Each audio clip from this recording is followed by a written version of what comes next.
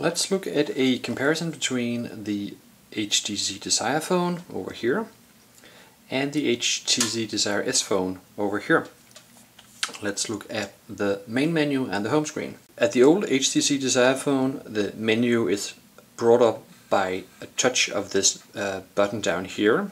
And the arrow here says nothing else than move something upwards. The HTC Desire S has a grid-like icon over here, which is more intuitive if you're searching for the menu than this arrow. Also, you have more options at the new Desire phone. At the old one, you'll only have the options for adding something to your home screen, and the new one you'll have personalize over here, where you can do more things with the home screen. The plus sign here is simple to understand. It means that you add something, and when you press it you can see that you'll add some kind of widget. The thing over here, for which I don't know the English word, is as intuitive as well. I don't see a big gap between painting something and personalizing something. Not just because they're both starting with P, but also because the painting is personal. There's a lot of P's in there. The notification area up here is improved a lot in the new HTC Desire, the HTC Desire S phone. The old one had notifications if something popped in. This has shortcuts over here. You have shortcuts for the functionalities that you use the most, and then you'll have your notifications down here. Also, you'll have a quick access to settings that you use the most, Bluetooth, Wi-Fi, some clever stuff here that you can access easily instead of having to go to the menu and ask for them. So that's an improvement as well. If I want to edit something on the home screen at the old phone, I can do like this, and then I can remove it. But over here, if I long press, let's say Wi-Fi, I get options for both editing and as well as removing. The funny thing is that I can't really do anything with editing, so it seems, not with these standard menus on the home screen. So at the old phone, if I long press Wi-Fi, I'll have drag item to arrange or remove up here. Simple to understand.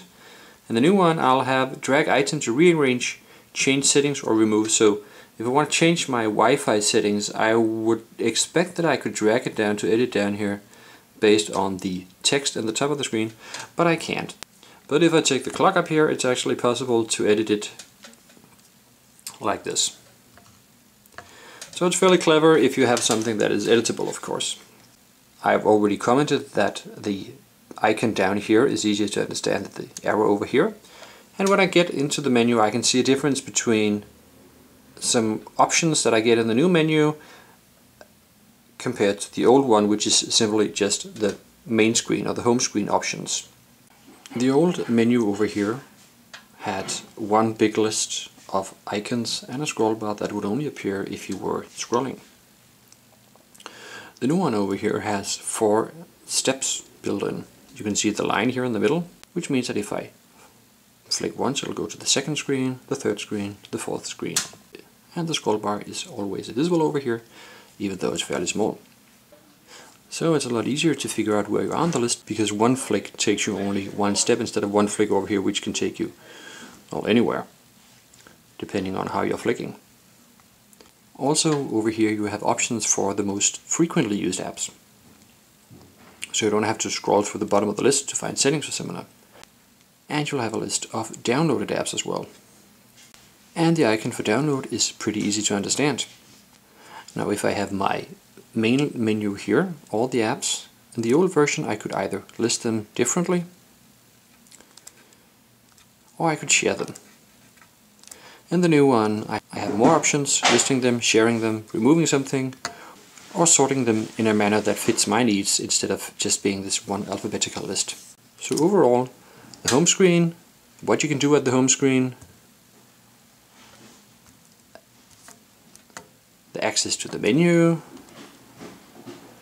and the things you can do in the menu and how to navigate the menu are all better at the HTC Desire S than it is at the HTC Desire phone. So therefore,